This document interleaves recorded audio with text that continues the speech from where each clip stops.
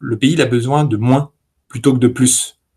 Et donc, ce que j'aimerais qu'on demande aux gens, c'est qu'est-ce qu'on peut faire pour vous en moins? Donc, ça me semble, surtout dans cette période, on espère post-Covid, un thème essentiel pour la société. Comment on redonne des marges de manœuvre à l'individu pour vivre pleinement, sans avoir le sentiment que quoi qu'il fasse, il est suspect ou coupable.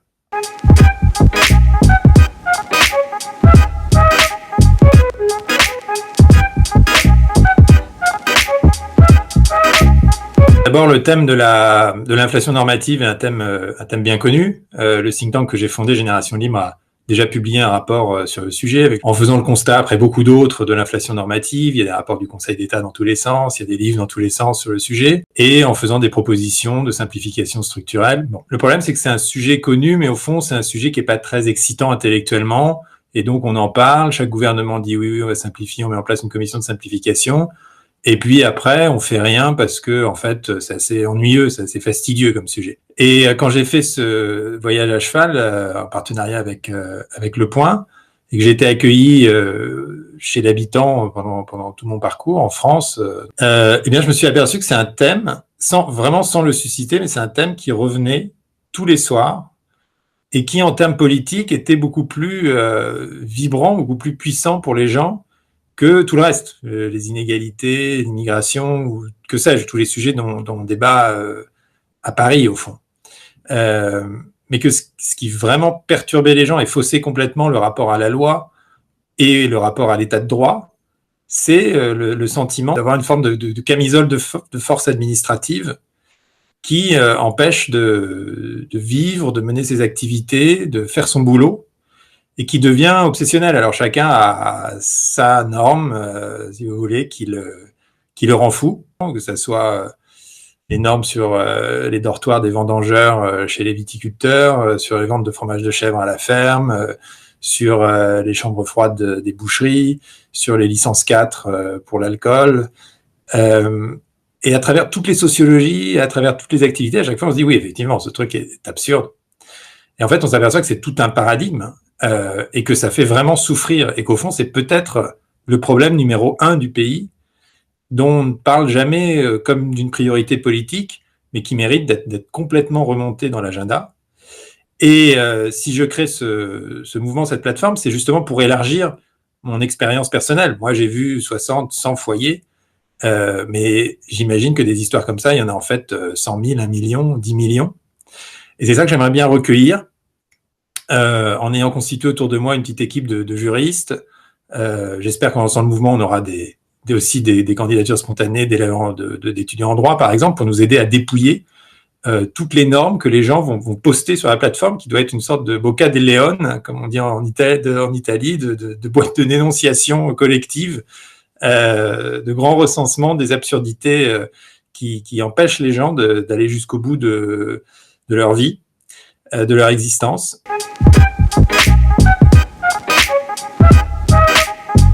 Le sujet de ce mouvement, c'est d'en faire le sujet de la présidentielle, ou un des grands sujets de la présidentielle. Et vu les sujets qui se trament aujourd'hui, notamment autour de l'insécurité, je pense qu'il serait assez sain de discuter de quelque chose, au fond, de plus positif. Parce que dire qu'il y a trop de normes, c'est aussi dire que, en s'en libérant, on sait faire des choses bien.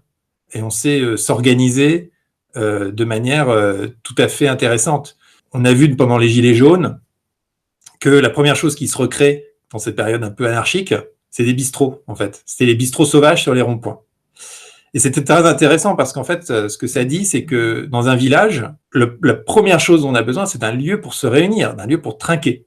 Et en fait, aujourd'hui, on peut plus. Le nombre de bistrots, il est passé de 600 000 à 30 000, non pas parce qu'il n'y a plus de clients, mais parce que c'est devenu beaucoup trop compliqué. Pour ouvrir un bistrot, vous avez besoin de 2 jours et demi de formation, non pas à l'activité de commerce, mais de conformation à la réglementation. Vous avez 2 jours et demi, on vous apprend toutes les lois auxquelles vous serez confrontés. Et en plus de ça, vous avez ensuite une responsabilité pénale, que pour ma part je trouve aberrante, sur, par exemple, le client en état d'ivresse qui va se faire renverser par une voiture. Parce que plus on construit une norme, plus on déresponsabilise. Donc, en fait, on voit qu'il y a plein d'actions comme ça, très quotidiennes, très collectives, très positives, qui sont inhibées, empêchées par la surabondance de textes.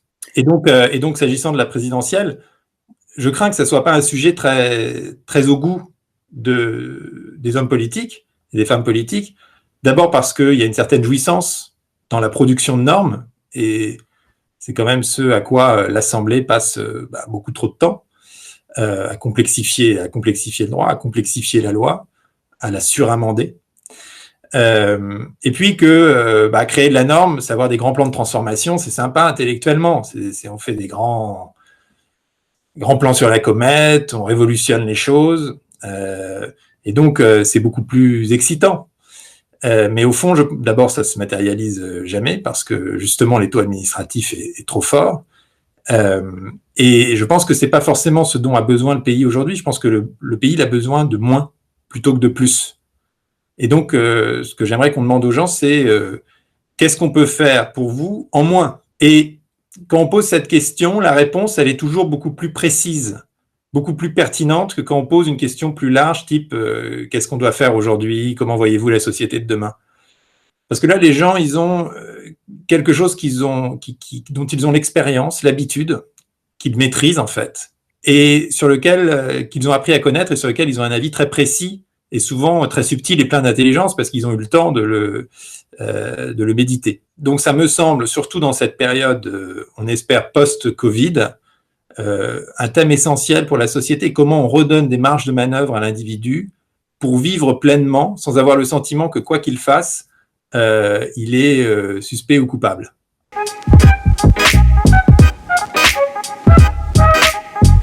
Que le but de ce mouvement, c'est justement de faire émerger l'idée.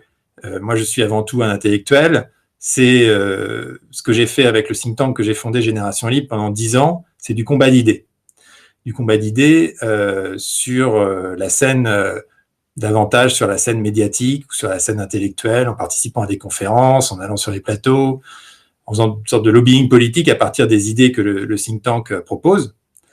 Donc bon, quelque part, je suis habitué à cette forme d'action. Et ce que je souhaite faire avec le mouvement, c'est une action plus politique, au sens où là, ça s'adresse non pas seulement à l'élite médiatique et intellectuelle, mais vraiment à tout le monde. C'est beaucoup plus populaire que ce que peut faire un think tank. En tout cas, c'est l'intention. Pour faire émerger donc ce thème et cette collecte de normes par le bas. Mais ça reste un mouvement qui est non partisan, qui est non électoral, qui est politique au sens noble du terme, parce qu'il va sur le terrain, qu'il réunit les gens. Voilà, c'est un autre moyen d'action politique que l'élection classique, mais qui, je pense, est dans la continuité de ce que je fais avec le think tank, et qui, j'espère, est beaucoup plus puissant.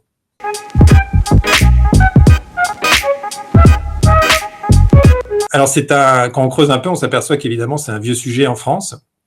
Montaigne, dont j'ai suivi les traces à cheval, en parlait déjà. Il disait qu'on a plus de lois en France que dans tout le reste du monde, mais que, heureusement, disait-il, on ne les applique pas trop. Et c'est là que la situation a changé. À la fois les moyens administratifs mis en œuvre et la technologie permettent aujourd'hui d'appliquer la loi dans les détails et en créant des blocages infinis. Tocqueville, dans l'Ancien Régime et la Révolution, explique que cette structure de tutelle administrative qui régente le moindre aspect de l'existence est un trait continu de l'État français qui survit à l'Ancien Régime et se prolonge après la Révolution. D'ailleurs, Tocqueville parle avec ironie du fait que pour réparer le toit d'une église, il faut s'en référer au Conseil du roi. Aujourd'hui, il faut s'en référer à la DRAC, mais la procédure est probablement pas plus souple qu'elle ne l'était. Et donc, on s'aperçoit que c'est quand même quelque chose d'assez structurel et qui aujourd'hui atteint vraiment un point d'insoutenabilité, en fait. Et la loi aussi doit être soutenable. Et aujourd'hui, elle n'est plus soutenable. Et je pense que l'épisode de la pandémie l'a vraiment mis au jour. Le roi, l'État est nu. On voit la folie des attestations qui procède d'un principe qu'on connaît bien, qui est ce principe vertical où un comité de fonctionnaires très bien intentionné tente de répertorier l'ensemble des activités possibles d'une existence et de créer des cases où tout devrait s'inscrire, promener le chien, sortir pour voir un animal pour voir son cheval. Je sais qu'il y avait des cas particuliers sur la question. Sortir pour aller voir sa grand-mère, pour aller voir quelqu'un de malade mais qui n'est pas sa grand-mère, etc. Et en fait, plus on crée de cases, plus on s'aperçoit qu'elle ne colle jamais. On est toujours la situation particulière, elle est toujours fluide, elle est toujours singulière, elle est toujours hors des cases. Et donc, ce processus de fabrique de la norme, qui est profondément dysfonctionnel, a été vraiment mis au jour par la pandémie. On s'aperçoit que l'État est à la fois extrêmement présent, voudrait être omniscient, omnipotent, et en même temps est totalement impuissant, puisque nous n'avons d'autre solution pour vivre que de lui désobéir.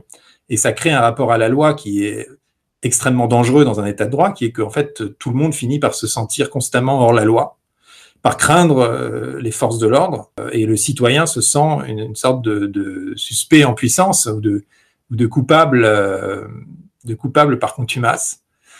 Et donc, je pense qu'il est vraiment temps de faire prendre conscience que c'est un problème fondamental, qu'il faut réorganiser l'État autour d'une production beaucoup plus raisonnée et saine de la norme. Et ça ne peut se faire que si on entraîne un mouvement populaire derrière cette idée. Et c'est aussi ce qu'on va faire avec Simple, puisqu'en plus de la plateforme, on met en place une action de terrain avec des gens qui se réunissent chez eux, dans des cafés quand on pourra, pourquoi pas dans les mairies, pour discuter de ce sujet.